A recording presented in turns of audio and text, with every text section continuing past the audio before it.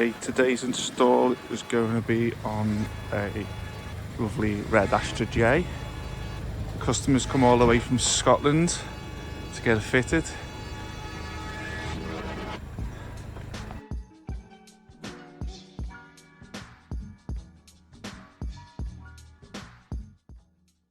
Okay, what we do as a company is we supply and fit these systems. We specialise in this industry, so we've been doing so for just nearly 15 years. So the good thing is with ourselves is that we will test the unit before we start stripping your car down. So a lot of companies will strip your car down and find an issue during the install, still charge you labour. We don't do that as a company. We charge labour, so excuse me a second, we charge for the install once it's in and you're happy with it. But this is the pre-install part of the video, is where we do all the checks with the Wi-Fi, the Bluetooth, the radio, etc. So obviously it saves us a lot of time should we come across any issues, and obviously we wouldn't go ahead with the install. So this is the, as I say, is the accessory part of the video. So I'm just going to give you a run by with what comes in the package. Don't get overwhelmed by all the cables. Some of them you won't need to put in. So I'll just give you a little run through what's behind the system here. So obviously what we've got here is this, obviously the power cable which connects to the car's cable.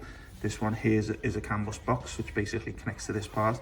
Now the CAN bus box is for the car's computer information and also steering wheel controls. Okay, there's one USB here which basically you can put into your glove box. We have a little speaker here which tends to take care of your door alerts and any indicator alerts. That's what that tends to be for on this car. You have a external microphone which is obviously for Bluetooth calls. You have a Wi-Fi antenna which is like a lollipop stick, comes with some self-adhesive tape on the side. This one is the radio adapter. Now I must say, in our experience, it tends not to pop up, but the odd one occasions that you may get a radio reception issue, and if you do, it's probably down to the reason of your original antenna being amplified and our system doesn't power it. So there is a way around it. Contact us for more information.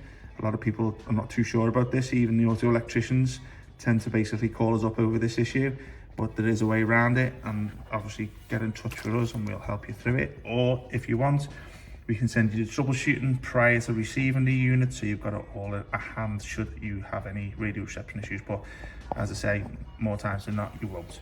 Okay, here's a secondary USB cable here, which basically is there for a secondary device, but my advice would be to use it for a DVR camera only. Don't try and use a media stick on one and a DAB antenna on the other, because you'll find out that the software, the system can't accept it and will only take one input, so you will find that one of the apps may crash. So if you're doing it that way, use a multi-splitter. GPS antenna, okay, this is for offline maps, but if you're using maps like Google Maps Waze, you would use the original phone, or your phone, the antenna on your phone as the hub. If you're using maps like Sigic, Copilot, which are offline, then obviously use that antenna. There's a mini USB adapter, which basically, I don't know why they're in there, thing of the past. Okay, here's your RCA cables here. This is for like ins and outs and microphones and rear camera inputs. Also that little square box is where it would accept a 4G SIM card or 5G SIM card. So if you didn't want to use the built-in Wi-Fi and connect it to your phone, you can get a SIM card and put it into that little connection, which obviously splits or slides off. Okay, last thing here is your rear camera input. So if you stick in a rear camera, RCA cable type, obviously that's where it would go. Okay, so that's pretty much all the accessories done and the system itself. So the next video you'll see is a installed one. So here it is, the system which is fully installed. Today we've put a DAB radio module and also the rear camera install. So I'm just going to give you a couple of little tips and little peek view on the system itself. So this is the overlapping type system for the Astra J, which I'm just going to show you what it looks like from around the side here. So it's not for everyone, but obviously people like the large screen and people like new things, so yeah, why not? So I'm just going to give you a couple of minutes on this clip here. I'm just going to basically put it into reverse. in a second. So just show you the reverse camera we've put on today. Now there's different types of, you do have a choice of reverse cameras from our shop, so just look on our camera accessory section. That's the home page. So this is the, as I said before, it's the 8-core processor one, 464 gig of RAM. So I have set the Wi-Fi up on, the hotspot on my phone to the Wi-Fi of the system before the video started, just so it quickens things up. So just going to show you navigation on here at the moment is Google Maps, which is pre-installed onto the system, but also you have the option to download one of many from the App Store, which is built onto the system. A lot of people tend to go for Waze, but it's entirely up to you. Now this is an online map, so basically you do need to connect your phone to it as the hotspot Wi-Fi tethering, but as I say, you can download offline maps which just use the GPS antenna of the package with the unit. So I'm just going to go back to the home page. Radio, everyone knows what radio is. I'll just take the sound off because obviously YouTube always put copyright claims if you try and use a song without anyone's authorization. But this is the FM radio, which also has an AM too. We have put DAB radio on too for the customer, so I'll show you that in due course. Okay, Bluetooth, that's the Bluetooth menu looks like. We've got music streaming on there too, phone book support. So obviously once you paired your phone, you can upload your phone book to it and then put your phone away. Okay, video.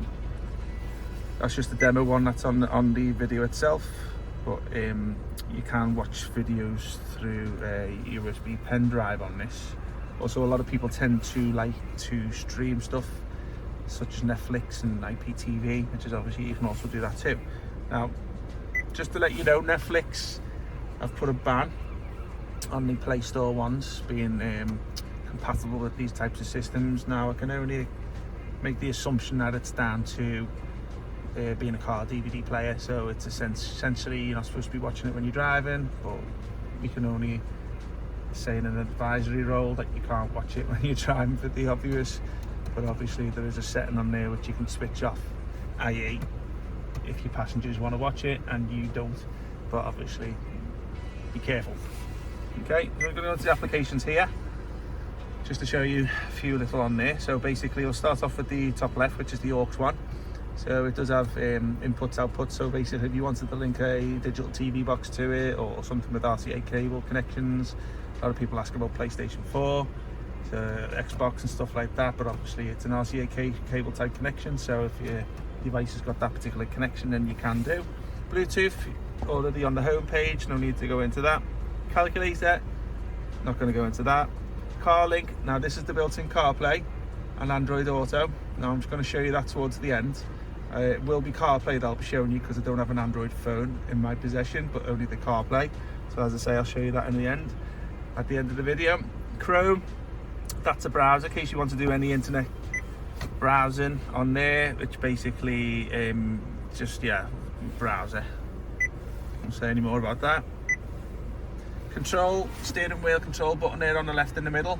That is for setting up your steering wheel controls, but just bear in mind, if your car has digital CAN bus and it comes with a little tiny box that connects to the power cable, then obviously you're not going to use that app because it'll all be preset. Now, just to pre-warn you, the volume, seat buttons and your menu buttons going to work on your steering wheel controls fine, but if you've got Bluetooth caller buttons for the old Bluetooth, then they may not work.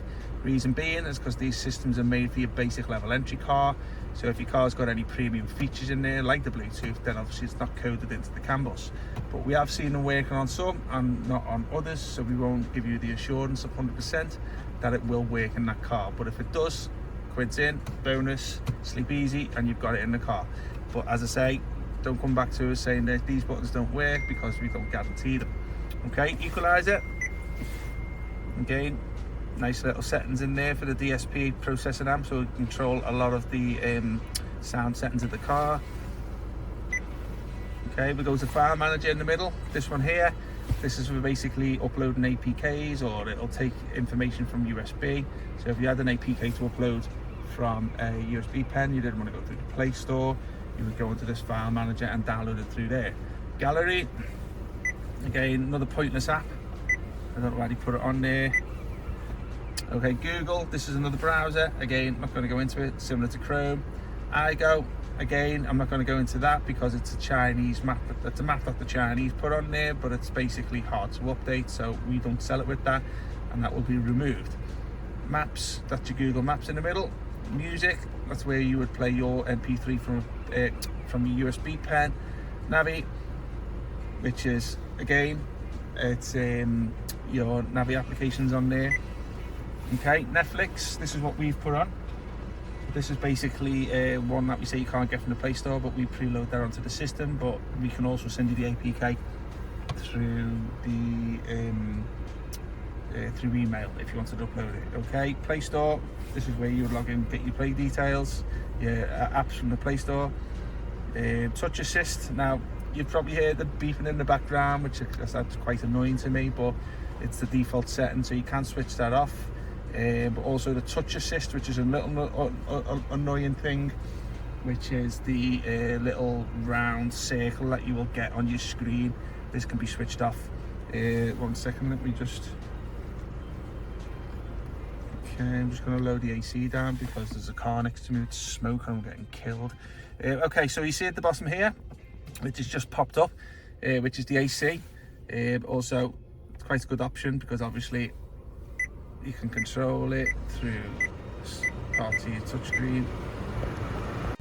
Also, part of the CAN bus settings are to show things like the door alert. So when you open the door, you'll see it's opening on the side. Also, you see the AC information here.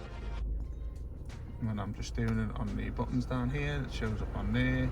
See it going up and down. Obviously, and the temperature on the left side and right side going up too, as you can see. So that's a nice little feature to the car and this particular unit. Okay, you got voice search, which is a Google Liverpool.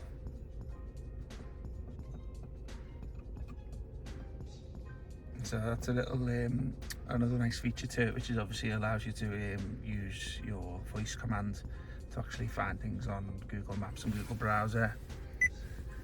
YouTube, everyone knows what YouTube is because obviously you're going to be watching this video on there, unless you're on our Facebook channel, which is also going there, so that's another feature there too. Okay, vehicle settings. Now this is going to be applicable to certain features, certain cars should I say. So obviously some cars you won't get this feature because some cars models you won't get this feature because it's not applicable to the car. So obviously that just allows you to go into a little bit of back end settings of the car's computer information. Okay, last thing I'm going to show you before the CarPlay is obviously the back end settings, which is just obviously going to be irrelevant to a lot of people, but what you've got to concentrate on is the Wi-Fi. And to be honest with you, it's pointless going through quite a lot of this because obviously you're not going to be able to change much to it because it will be preset in the car. But just to oh yeah, just to let you know, the password for this unit is 3368.